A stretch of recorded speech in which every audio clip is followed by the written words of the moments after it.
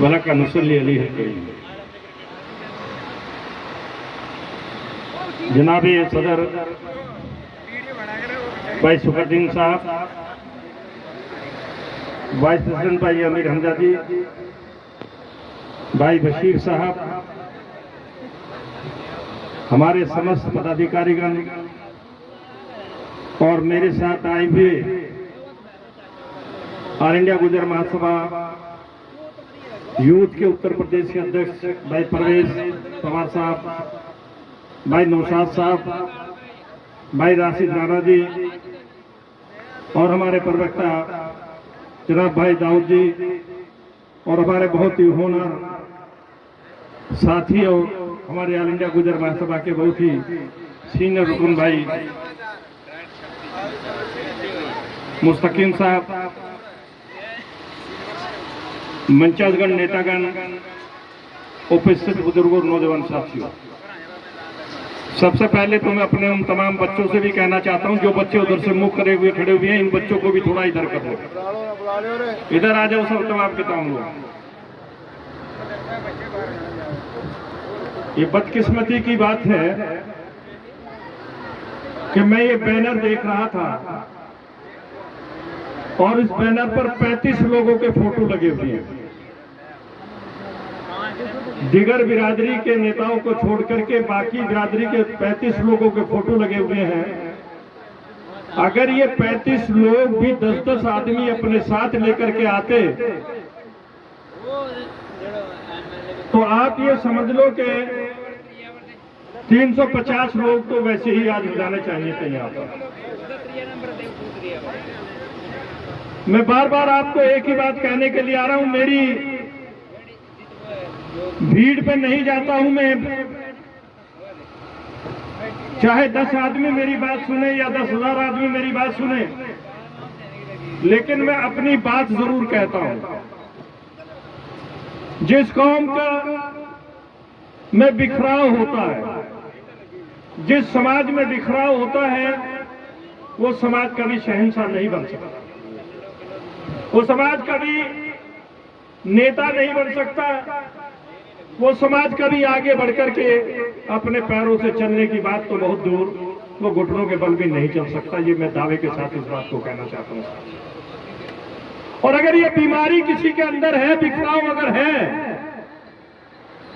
तो मेरी कौम के अंदर है, मेरे खानदान के अंदर है, मेरे खून के अंदर है कि हम इकट्ठा नहीं हो पाते। और जब आप इकट्ठा नहीं होंगे, चाहे आप पार्टी की सरकार हो जाए, अकाली दल की सरकार हो जाए, कांग्रेस पार्टी की सरकार हो जाए, वो आपकी बात ना मानेगी और ना आपकी बात सुनने के लिए तैयार होगी। ये भी बात मैं आपसे कहना चाहता हूं। इसलिए मैं बार बार आप लोगों से कहना चाहता हूं, अपने अंदर अनुशासन पैदा करो। और अगर आप अपने अंदर अनुशासन पैदा नहीं करोगे तो कोई तुम्हारी सुनने के लिए नहीं आएगा, कोई तुम्हारे दूध का इंतजाम करने नहीं आएगा, कोई तुम्हारी भैंसों का इंतजाम करने नहीं आएगा, तुम्हारे बच्चों की पढ़ाई का इंतजाम करने नहीं आएगा। ये इंतजाम तो आपको ही करना होगा साथियों। अभी जब मैं आया यहाँ 100-150 लोग थे, आज मेरा बोलने का नंबर आया तो यहाँ पर 50 लोग भी नहीं है। तो किसको सुना करके जाऊं अपनी विपदा, किसको सुना करके जाऊं अपनी विपदा? मैं चल करके आता हूं 500 किलोमीटर दूर से।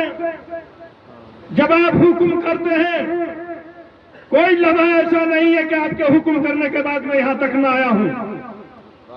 मैं आपसे कुछ लेकर के नहीं जाता, आपसे कुछ मांगने नहीं आया हूं, सिर्फ आपसे मांगने के लिए आया हूं और आपसे ये कहने के लिए आया हूं कि सो रहे हो, जाग जाओ। अगर नहीं जागोगे तो ये समय बहुत खराब है, इस समय से आप पार नहीं पा पाओगे दोस्तों। ये मैं आपसे कहने के लिए आया हूं। अभी डीसी ने कोई नोटिस दिया, तब आप पंजाब चिल्ला रहा था। अभी किसी एसडीएम ने कोई नोटिस दिया, तब आप पंजाब के लोग रो रहे थे। अभी किसी ने नोटिस दिया, तमाम वो लोग जो भैंस पालन का, पशुपालन का धंधा कर रहे थे, वो आंसू बहाने का काम कर रहे थे। लेकिन उन्होंने ये नहीं सोचा कि हम इस आंसू को कैसे रोक सकते हैं, इस आंसू का कैसे इलाज कर सकते हैं। नौजवानों, तुम्हें तो फुर्सत दूसरे कामों से ही नहीं है। आज भी अगर सबसे ज्यादा शिकायत कही जाती है आपकी, तो आप अपनी बहन को बहन न मान करके, अपनी माँ को माँ न मान करके, अपनी चाची ताई को ताई और चाची न मान करके आप दूसरे अंदाज से सोचने का काम कर रहे हो। मेरी कौम के नौजवानों, ये भी तुम्हारी शिकायतें पूरे देश और प्रदेश के अंदर घूमने का काम कर रही है। अगर आप इस बीमारी से भी अभी नहीं निकलने के लिए तैयार हो, तो कब निकलोगे? कौन निकालने नहीं के लिए आएगा? अब कोई नबी आने वाला नहीं है, ये मैं आपसे कहना चाहता हूं। नबी खत्म हो चुका है हुजूर पाक सल्लल्लाहु अलैहि वसल्लम के बाद। और मैं कहना चाहता हूं आपसे, जिस कौम के पास सरदार भी हो, जिस कौम के पास संविधान भी हो, आज वही कौम आज उसका बुरा हाल है। वही आज नहीं समझ रही है, ना तो अपने संविधान पर विश्वास कर रही है, ना अपने सरदार पर विश्वास कर रही है, ना तो अपने पैगंबर पर विश्वास कर रही है, ना अपनी किताब कुरान पर विश्वास कर रही है। मैं दावे के साथ इस बात को कहना चाहता हूं, अगर आप कुरान पर उतर आओगे तो दुनिया की कोई भी ताकत, दुनिया की कोई भी कौम ऐसी नहीं होगी जो तुम्हारे हाथ पर बैठ करने के लिए नहीं आएगी। ये भी मैं दावे के साथ इस बात को कहना चाहता हूं साथियों। लेकिन क्या करें, बदकिस्मती है हमारी कौम की। हमारी कौम में नेता बहुत है, और पंजाब का तो इतना बुरा हाल है कि पंजाब के अंदर तो हर घर के अंदर 4 नेता है। जो लड़ाई इनकी शुरू होती है वॉइस कॉल से, वीडियो कॉल से, तो मेरे कान भी पक जाते हैं। मैं उनको सुनते सुनते एक दूसरे की बुराई को, जिस तरीके से ये लड़ाई लड़ने का काम कर रहे हैं, अगर ये वीडियो कॉल करने वाले लोग ही इकट्ठा हो जाएं तो इस कौम की शक्ल और सूरत बदल सकती है। ये मैं आपसे कहना चाहता हूं साथियों।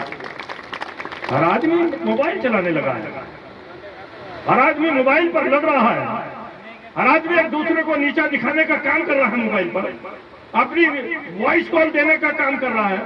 मैं क्या बोल रहा हूं, क्या नहीं बोल रहा हूं, मेरे अंदर तालीम है या नहीं है बोलने की, मैं कौम की भलाई के लिए बोल रहा हूं या कौम की बुराई के लिए बोल रहा हूं, मैं कौम को उठाने के लिए बोल रहा हूं या कौम की लड़ाई लड़ने के लिए बोल रहा हूं, इस बात से कोई मतलब नहीं है किसी का भी। इस फोन ने हमें बर्बाद करने का काम कर दिया साथियों। ये भी मैं आपसे कहने के लिए आया। पहले मैं सम्मेलन में भी बोल करके गया था, आपसे कह करके गया था कि अगर आप अपने बच्चों को, ये जो नई पीढ़ी है, इस नई पीढ़ी को अगर अच्छी तालीम नहीं दोगे, सब लोग चिल्लाते हैं तालीम तालीम तालीम शिक्षा। मैं कहना चाहता हूं आज स्कूल बहुत खुले हुए हैं, आज चप्पे चप्पे पर स्कूल है, आज चप्पे चप्पे पर तालीम हो रही है, बच्चे स्कूल भी जा रहे हैं, लेकिन वो कौन से तालीम हासिल कर रहे हैं, वो क्या पढ़ने के लिए जा रहे हैं? क्या आपको पता है कि आपका बच्चा क्या पढ़ करके आया? पूरे दिन बस्ता लाद करके पिट्ठू बैग उसकी कमर पर होता है कि वो स्कूल के अंदर भी गया है या नहीं गया है, या वो कहीं पर मटर गश्ती करने का काम कर रहा है, या वो कहीं रेस्टोरेंट में बैठा हुआ है, या कहीं वो रेस्टोरेंट के अंदर कुछ गुलछर्रे तो नहीं उड़ा रहा है? क्या कभी पूछने का काम करते हो अपने बच्चों को? नहीं, अपने बच्चों को पूछने का काम नहीं कर रहे हो। सिर्फ आप अपनी ताकत को अगर जाया कर रहे हो साथियों, तो अपनी ताकत को एक दूसरे को नीचा दिखाने के लिए, एक दूसरे को नीचा लाने के लिए उस पर ताकत लगाने का काम आप लोग कर रहे हो। ये मैं आपसे कहने के लिए आया। आप पार्टी की सरकार बनी, बड़े बड़े ऐलान किए गए, यहाँ पर हमारी विधायिका आई और आने के बाद अपनी बात कह करके चली गई। अगर इत्तेफाक होता मैं उनके सामने बोलता साथियों, तो मैं उनको बताने का काम करता कि 70 साल के अंदर किसी डेरे पर बुलडोजर नहीं चला। पंजाब के अंदर अकाली दल की सरकार रही, कांग्रेस पार्टी की सरकार रही, भारतीय जनता पार्टी की सरकार रहने का काम हुआ, लेकिन मैं पूछना चाहता हूं, क्या किसी डेरे के ऊपर बुलडोजर चला? किसी ने हटाने का काम किया किसी डेरे को? और कहने को मजलूम की, बेसहारा लोगों की, मजदूरों की सरकार बनी है। 7 महीने हुए, 7 महीने में 3 डेरों के ऊपर बुलडोजर चल गया। ये नहीं पूछने का काम किया कि इन्होंने यहाँ पर जहां ये बैठे हुए हैं अपनी भैंस लेकर के, जहां पर बैठे हुए अपने बच्चों को लेकर के, जहां पर बैठे हुए अपनी बीवी को लेकर के, जहां पर बैठे हुए अपने खानदान को लेकर के, क्या इन्होंने इसको कभी पैसे देने का काम किया या नहीं किया? भाई बीच में मीटिंग में चलाइए आप लोग, बीच में मीटिंग में चलाइए आप लोग। ये बहुत खराब बात है। क्या कभी किसी ने पूछा है कि मेरे डेरे के ऊपर बुलडोजर क्यों चल गया? मुझसे पहले पूछना चाहिए था, मुझसे पहले नोटिस दिया जाना चाहिए था। हमारे लोगों ने तो जो भी बैठा है उसमें 80% लोगों ने पहले पैसा दिया जमींदारों को, और जमींदारों को पैसा देने के बाद वहां पर बैठे। अनपढ़ होने की वजह से हम लिखवा नहीं पाए, अनपढ़ होने की वजह से हम बैनामा नहीं करवा पाए। हमने पैसा दिया है कहीं दूसरी जगह का, जमींदार ने हमें बिठा दिया दूसरी जगह पर। तो क्या आज 70 साल के बाद ही हम गैर कानूनी तरीके से बैठे हैं? साथियों, इस सरकार से ये भी पूछने की बात है, आते हैं हमारे बीच में भाषण देकर के चले जाते हैं, आते हैं हमारे बीच के अंदर हमारी बातों को सुना करके कहते हैं कि हम गुजर भाईचारा कायम करना चाहते हैं। अरे हमने तो 1400 साढ़े 1400 साल पहले भाईचारा कायम किया था। हमने तो गुलामों को गुलाम न मान करके बराबर में खड़े होकर के हुजूर पाक सल्लल्लाहु अलैहि वसल्लम ने अपनी बराबर में खड़े होकर के एक ही सफ में खड़े हो गए। अमीर न कोई बंदा रहा न कोई बंदा नवाज, ये नारा देने का काम किसने किया था? एक ड्राइवर और एक गाड़ी का मालिक, दोनों को नमाज के वक्त कौन इकट्ठा करता है? कौन सा ऐसा है जो एक पंगत में खड़े होकर के नियत बांध करके खड़े हो जाते हो, मालिक भी और गुलाम भी? अगर वो कोई है तो वो मजहब इस्लाम है, अगर वो रास्ता है तो हुजूर पाक सल्लल्लाहु अलैहि वसल्लम का रास्ता है। दोस्तों, हम तो उस मसलक के मानने वाले लोग हैं, और आज हमारी बदकिस्मती है कि जो आता है हमें भाषण दे करके चला जाता है, जो आता है हमें भाषण दे करके चला जाता है, जो आता है हमारे बारे में अलग अलग बातें कह करके चला जाता है। आते हैं हमें तालीम और शिक्षा की बात करने की बात करते हो। और अगर आप अपने पैगंबर की बात मान लोगे दोस्तों, तो मैं दावे के साथ उस बात को कहना चाहता हूँ, अमल कर रहे एक सुन्नत पर, कि अगर हमें चीन तक भी जाकर के पढ़ना पड़े तो पढ़ेंगे, तो हमारा कोई बच्चा अनपढ़ नहीं रहेगा। ये मैं दावे के साथ इस बात को कहना चाहता हूँ। हमारे दोस्त सरकार ने कहा है हम दूसरे की क्या माने, इसलिए मैं दोस्तों कहने के लिए आया हूं इतनी दूर से, आप साथियों से और अपने जो यहाँ पर पदाधिकारी बने हुए, मैं उनसे बहुत खुले तौर पर यह कहना चाहता हूं कि आप लोग अपने अंदर सुधार पैदा कर लो। अगर आप अपने अंदर सुधार पैदा नहीं करोगे तो इस कौम को धोखा देने का काम कर रहे हो अध्यक्ष जी। इस कौम को आप सुधारने का काम नहीं कर रहे हो। मुझसे चाहे आप जितना भी समय लें, मुझसे चाहे आप जितना भी वक्त लें, मुझे जिस वक्त भी आप पुकारने का काम करोगे, मैं ईमानदारी से दावे के साथ इस बात को कहना चाहता हूँ आप तमाम साथियों से कि मैं आपके बीच में खड़ा हुआ होऊंगा, और मैं आपसे कुछ नहीं मांगने के लिए आया हूँ, मैं सिर्फ और सिर्फ आपसे मांगने के लिए आया हूँ। भीख मांगता हूँ आप लोगों से पल्ला पसार करके कि खुदा के वास्ते अपनी सफों के अंदर एकता कायम कर लो, अपनी सफों के अंदर एक हो जाओ। अगर आपका संगठन होगा, मुट्ठी बंद होगी, तो ये मुट्ठी अच्छे अच्छे को उखाड़ करके फेंकने का काम कर देगी साथियों। और अगर ये मुट्ठी खुली रहेगी तो मैं दावे के साथ कहना चाहता हूँ, कोई आपकी ये उंगली तोड़ेगा, कोई ये उंगली तोड़ेगा, कोई इस उंगली को तोड़ करके भागने का काम करेगा, आपकी बात सुनने का काम नहीं करेगा। ये भी मैं आपसे कहना चाहता हूँ। आपको परेशानी झेलनी पड़ेगी, आपको दिक्कतें झेलनी पड़ेंगी। आप कितना कुछ भी कर लीजिए, अगर आप में संगठन है, मजबूत है। बहुत से लोग कहते हैं कि बाहरी व्यक्ति, बाहरी व्यक्ति, बाहरी व्यक्ति। मैं पूछना चाहता हूं कि जब से आपका संगठन खड़ा हुआ तभी से लोगों के पेट में क्यों दर्द हुआ? मैं पूछना चाहता हूं उन लोगों से कि जिस रोज आप मीटिंग रखते हैं उसी दिन कोई माइनॉरिटी सेल की मीटिंग क्यों रखता है, उसी दिन कोई मुस्लिम मंच की मीटिंग क्यों रखता है पंजाब में? ये भी तो कभी सोचने का काम कर लेना कि ये मुस्लिम मंच कहाँ था जब ऑल इंडिया गुजर महासभा नहीं थी? ये माइनॉरिटी सेल कहाँ था जब ऑल इंडिया गुजर महासभा नहीं थी? ये माइनॉरिटी सेल कहाँ था जब आपके अंदर एक कोई आपका भाई, आपका बेटा, आपका खून, आपका भतीजा, आपका चचा, आपका ताऊ आपको जगाने के लिए जब आया तो इनके पेट में क्यों दर्द हुआ? कभी से कभी ये सोचने का काम किया आप लोगों ने? क्यों? ये इसलिए करते हैं, ये अपनी अकल से नहीं सोचते। कुछ ताकते हैं हिंदुस्तान के अंदर, यहाँ नहीं। 14 स्टेट के अंदर आप लोग रहते हैं हिंदुस्तान के, और 14 स्टेट के अंदर बहुलता के साथ रहते हैं, बड़ी मजबूती के साथ रहते हैं। आप व्यापार भी करते हैं, आप पशुपालन भी करते हैं, आप दूध का धंधा भी करते हैं, आप फैक्ट्रियां भी चलाने का काम करते हैं। उन 14 स्टेट के अंदर जहां जहां भी आप हैं, वहां वहां आप ही का एक अंग, एक दाया हाथ और एक बाया हाथ, वो आप ही को क्यों अलग करने का काम करता है? आप ही को क्यों बांटने की बात करता है? आप ही के बीच में क्यों आने का काम करता है? मैं पूछना चाहता हूं आप तमाम साथियों से। बहुत से लोग हैं सवाल उठाने का काम करते हैं कि साहब ऑल इंडिया गुर्जर महासभा ने क्या किया, ऑल इंडिया गुर्जर महासभा ने क्या काम किया। ऑल इंडिया गुर्जर महासभा का मैं 2 मिनट के अंदर ये भी बताना चाहता हूं साथियों आप लोगों से।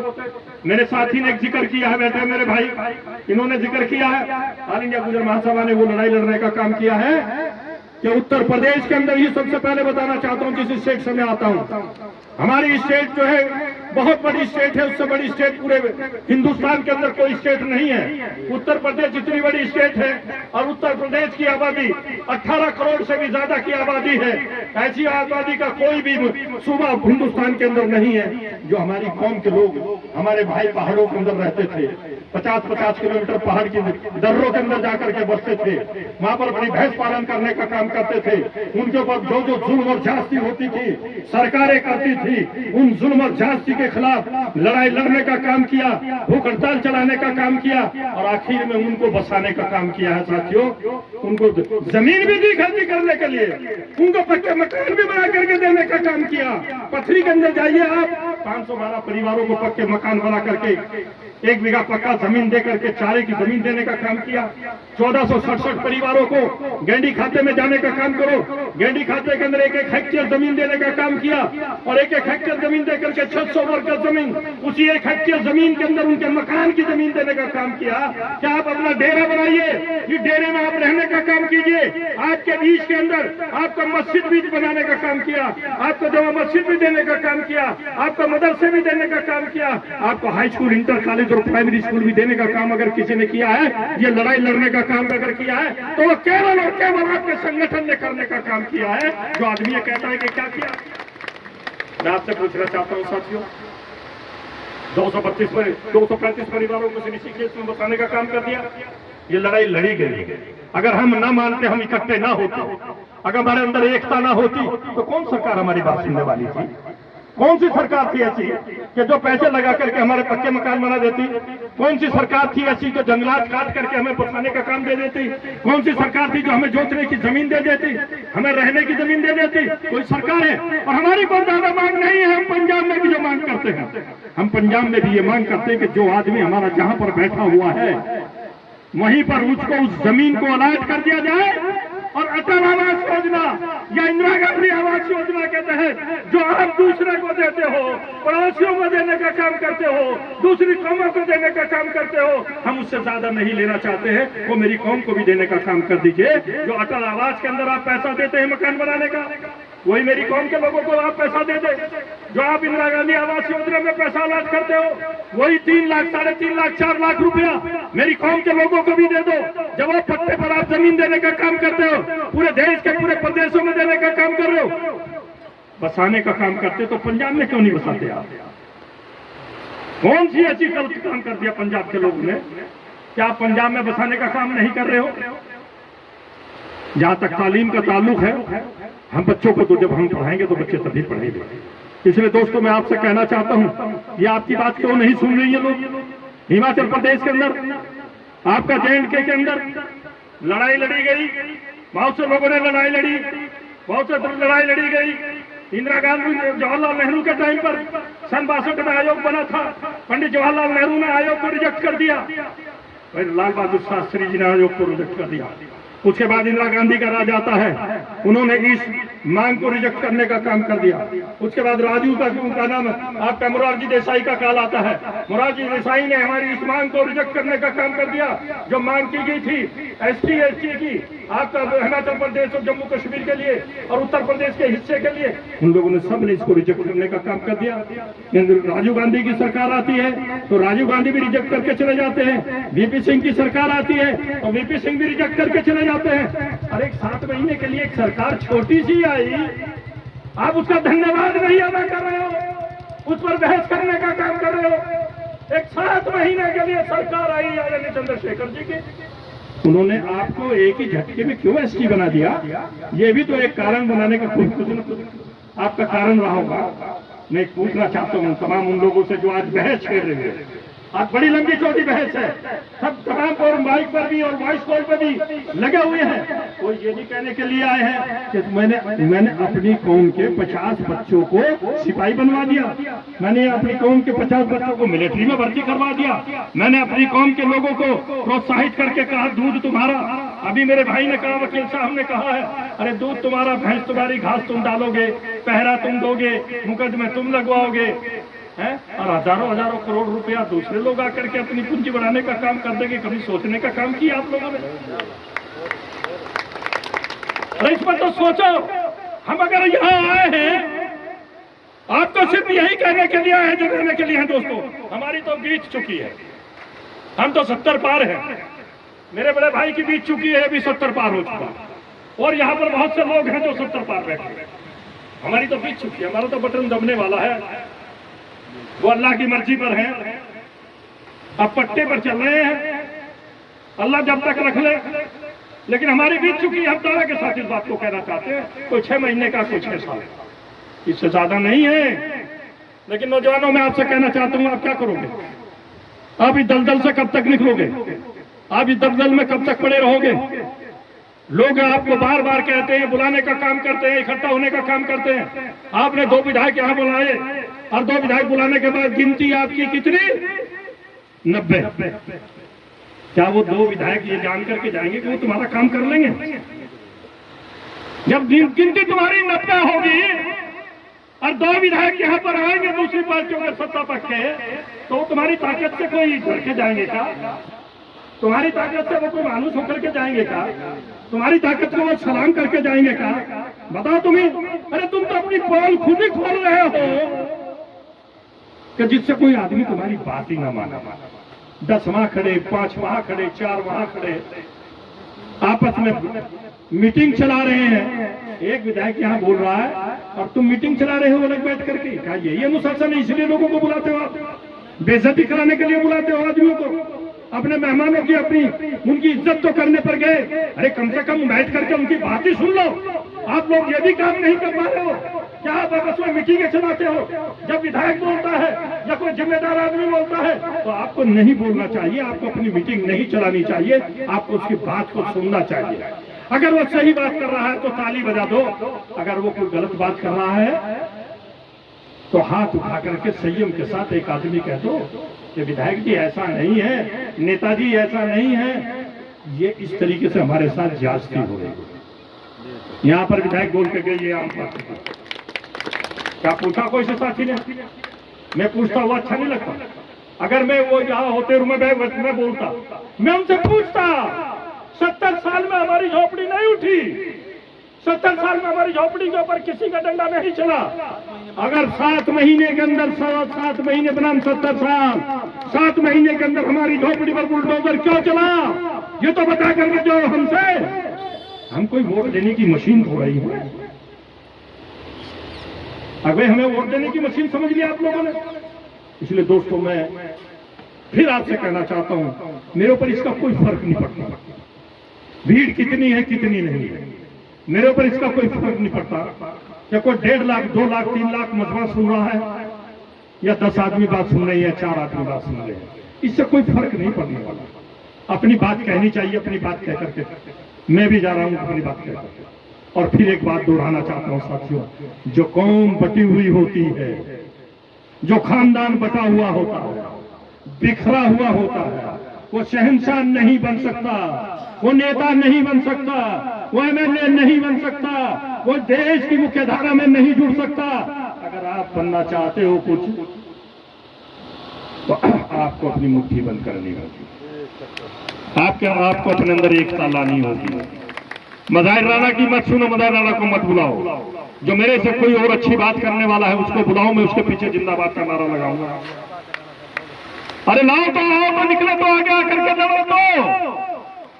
सबसे पहला झंडा मेरे हाथ में होगा कौम का, और मैं उसके पीछे नारा लगाऊंगा, जिंदाबाद का नारा लगाने का काम करूंगा।